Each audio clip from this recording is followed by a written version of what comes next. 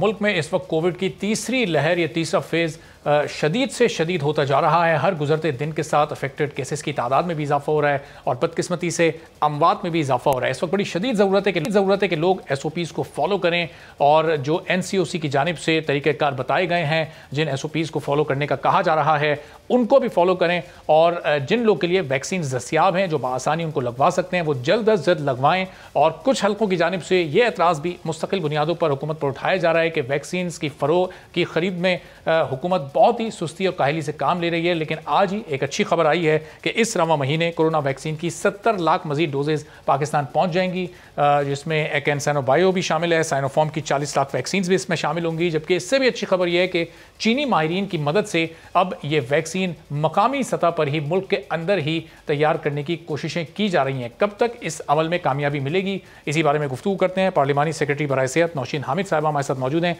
नौशीन साहबा, बहुत शुक्रिया प्रोग्राम के लिए आपने वक्त निकाला। ये 70 लाख डोजेज जो आ रही हैं इस रवा महीने, ये कब तक पाकिस्तान पहुंच जाएंगी, किन किन लोग के लिए अवेलेबल होंगी, पहले तो ज़रा इस पर थोड़ी रोशनी डालिएगा। जी देखिए, इस वक्त 50+ तक की रजिस्ट्रेशन ओपन है, तो इन लोगों के लिए ही ये होगी कि जो हमारी 20 लाख के करीब कल तक हमारे पास रजिस्ट्रेशंस थी, जिसमें से 11 लाख लोगों को तकरीबन वैक्सीनेशन हो चुकी है और मज़ीद आने वाले दिनों में और जितने लोगों की होगी तो ज़ाहिर है अभी ये उससे ज़्यादा बल्क हमारे पास आ रहा है।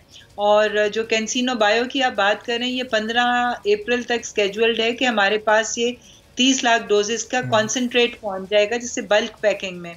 उसके लिए हमने नेसेसरी इक्विपमेंट भी मंगवा ली है और लोगों की ट्रेनिंग भी हो गई है। और वो जो कॉन्सेंट्रेट है वो 30 लाख इंडिविजुअल वैक्सीन्स जो हैं उनको डाइल्यूट करके और इंडिविजुअल पैकिंग्स में जो है वो पाकिस्तान में NIH जो हमारा इस्लामाबाद में इदारा है, नेशनल इंस्टीट्यूट ऑफ हेल्थ, वहाँ पर ये वैक्सीन्स जो हैं इनको हम इंडिविजुअल पैकिंग्स में तैयार करेंगे। तो इसके लिए तमाम तैयारियां मुकम्मल हैं और उम्मीद है कि इंशाल्लाह 15 अप्रैल तक ये कॉन्सेंट्रेट जो है कैंसिनो बायो का ये हमारे पास पहुंच जाएगा। और कैंसिनो बायो वो वैक्सीन है जिसकी सिर्फ सिंगल डोज रिक्वायर्ड है। तो ये 30 लाख वैक्सीन जो हैं ये 30 लाख लोगों को लग सकेंगी। और वैसे इसका कैंसिनो बायो की 60,000 डोजेस जो हैं वो हम ऑलरेडी रिसीव कर चुके हुए हैं और वो भी इंशाल्लाह ताला लगनी शुरू हो जाएंगी। वो इस वक्त पाकिस्तान पहुंच चुकी हैं।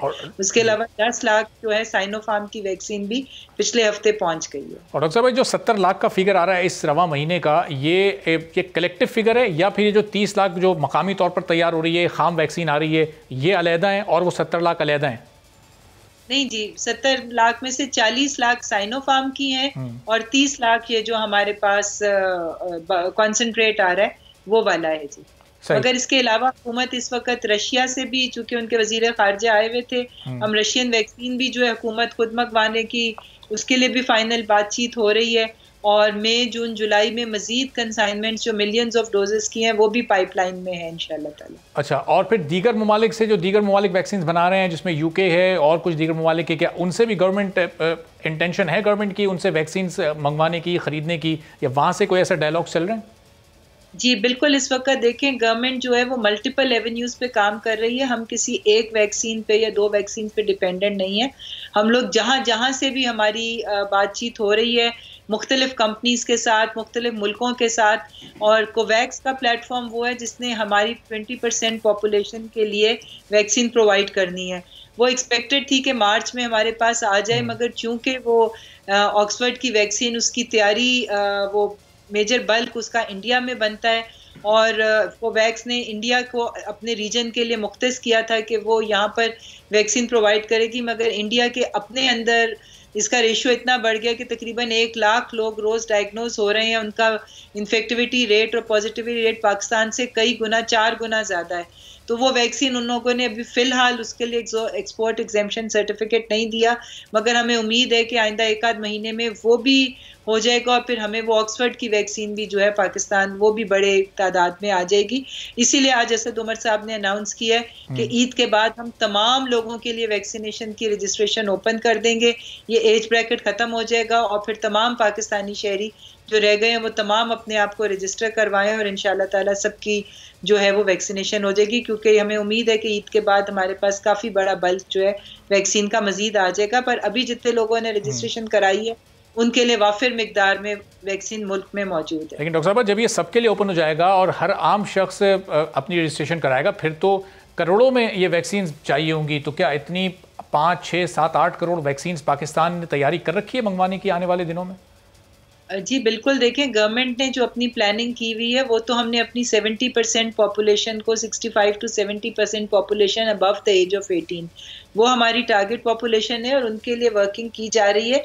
ये हो सकता है कि ये सारा करते करते 2021 का आखिर आ जाए, मगर ये कि इस वक्त मेन मसला ये कि लोग रजिस्टर नहीं करवा रहे हैं।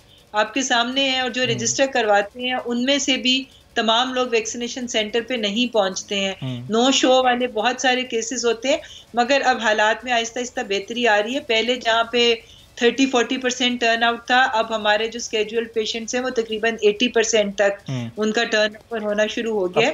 और डॉक्टर साहब, ये रजिस्ट्रेशन ना करवाने वाली शिकायत थोड़ी सी इसलिए भी आ रही है कि इसका जो कि टेक्निकल तरीक़ाकार है वो कुछ लोगों के लिए थोड़ा मुश्किल है। जो लोग थोड़े रूरल एरियाज़ में रहते हैं उन लोगों को शायद इतनी आगाही नहीं है कि इसको किस तरह से रजिस्टर करवाना है, तो उन लोगों के लिए अगर कुछ आसान तरीक़ाकार गवर्नमेंट अनाउंस कर दे तो शायद ज़्यादा रजिस्ट्रेशन हो सकें। देखिए, मेरा ख्याल है इससे ज़्यादा आसान तरीका तो कोई भी नहीं है कि आप सिर्फ 1166 पे आपने सिंपली अपना ID कार्ड का नंबर भेजना है। इसके अलावा किसी चीज़ की ज़रूरत नहीं है। मैंने खुद रजिस्ट्रेशन कराई है, बिल्कुल सिंपल प्रोसीजर है। 1166 के ऊपर आप अपना ID कार्ड का नंबर विदाउट एनी डैश या गैप के आप उसमें फीड डाल दें, आपको खुद ही आपका रजिस्ट्रेशन की डेट भी मिल जाती है, आपको सेंटर भी बता दिया जाता है, और ये फैसिलिटी भी है कि आप अगर अपना सेंटर चेंज करवाना चाहें एनीवेयर इन पाकिस्तान तो आपका वो भी चेंज हो जाता है। आप सिर्फ अपना कोड लेके जाएं किसी भी वैक्सीनेशन सेंटर पे, आपको फैसिलिटेट कर दिया जाएगा, आपको वैक्सीन लग जाएगी। मगर इससे ज्यादा सिंपल तो मैं समझती हूँ और कोई तरीका नहीं है कि एक सिंपल अब 2-2.5 माह बाद बजट भी अनाउंस होना है। पाकिस्तान तहरीक इंसाफ की गवर्नमेंट ये बजट अनाउंस कर रही है, तो अब इसमें कोई अलग से एलोकेशन क्या कोविड वैक्सीन के लिए हेल्थ डिपार्टमेंट ने तजवीज़ की हैं? इन कार्ड्स पर क्या कोई काम हो रहा है? अलग से बजट इसका मुख्तस किया जाएगा? लेकिन जी अभी तो प्राइम मिनिस्टर ने $150 मिलियन जो हैं वो इसके लिए मुख्तस किए गए हैं, जिसके ज़रिए अभी परचेज़ हो रही है। और जैसे जैसे हमें ज़रूरत पड़ेगी, ये प्राइम मिनिस्टर साहब की तरफ से श्योरिटी है कि फौरी तौर पे वो फंड्स रिलीज़ हो जाएंगे। तो इसीलिए हम लोगों ने जो आगे जहाँ पे जितनी भी बुकिंग्स करवा रहे हैं, जिनसे बात कर रहे हैं, कोविड की वैक्सीन के लिए इंशाल्लाह ताला किसी किस्म का भी जो है वो हिंड्रेंस नहीं आएगी और डेफिनेटली उसको अप्रूवल्स जो है वो फौरी तौर पे मिलते जाएंगे। डॉक्टर साहब, अभी रमज़ानुल मुबारक से पहले चूँकि अब दिन बहुत कम रह गए हैं, क्या मज़ीद कोई SOPs NCOC की जानिब से अनाउंस की जाएंगी, या इस वक्त जो मुल्क भर में गुज़िश्ता इजलास के बाद जो SOPs अनाउंस की गई थी उसी के मुताबिक पूरा रमज़ान गुजारा जाएगा, या रमज़ान के दरमियान में किसी वक्त गौर हो सकता है, कुछ तब्दीली आ सकती है इस सिलसिले में? देखिए, असद उमर साहब ने ये बारहा बात की है कि अगर हमें केसेस में कमी नज़र ना आई और इजाफा अगर तशवीश वाला हुआ तो डेफिनेटली मज़ीद सख्त इक़दाम किए जा सकते हैं। तो ये बिल्कुल अंडर कंसिडरेशन है कि अगर लोगों ने मतलब SOPs पे अमल दरामद ना किया और केसेस इसी तरीके से बढ़ते गए और हॉस्पिटल्स पे बर्डन इसी तरह बढ़ता रहा तो मज़ीद सख्त इक़दाम करने पड़ेंगे। ये फैसले होते हैं NCOC में जो डेली बेसिस के ऊपर डाटा आता है पूरे मुल्क से, उसमें आपके पास पूरा एक पिक्चर क्लियर आ जाती है कि कौन से एरियाज, जैसे अभी आज़ाद कश्मीर के पूंछ डिवीजन में टोटल लॉकडाउन कर दिया गया। तो इसलिए ये डिपेंड करता है, जो डाटा जहाँ पर फैलाव ज़्यादा नज़र आएगा और लगेगा कि स्मार्ट लॉकडाउन के ज़रिए वो कंटेन नहीं हो रही, तो वहाँ पर फिर वाइडर पाबंदियाँ लगाई जा सकती हैं। तो ये सारा डिपेंड करता है NCOC के पास जो डेटा आता है डेली बेसिस के ऊपर, उसमें एरिया वाइज केसेस की तादाद, उसका फैलाव, वहाँ पे जितने भी उसके स्टैटिस्टिक्स होते हैं वो डेली डिस्कस होते हैं और उसकी रोशनी में जो है वो तमाम फैसले होते हैं। सब्सक्राइब करें और बेल दबाएं ताकि कोई खबर रह न जाए।